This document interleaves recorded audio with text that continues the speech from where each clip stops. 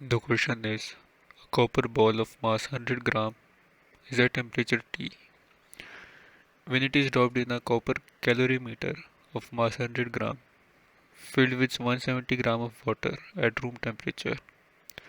Subsequently, the temperature of the system is found to be 75 degrees Celsius. T is given by this. Room temperature is given 30 degrees Celsius.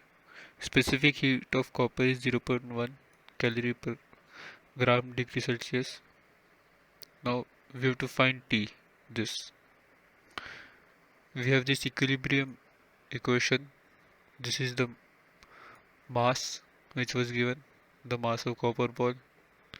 This is the specific heat of copper, and this is the temperature, which will be equal to same the copper mass of copper ball, its specific heat, and the temperature. By solving this equation, we will get this one. From here, this is a linear equation.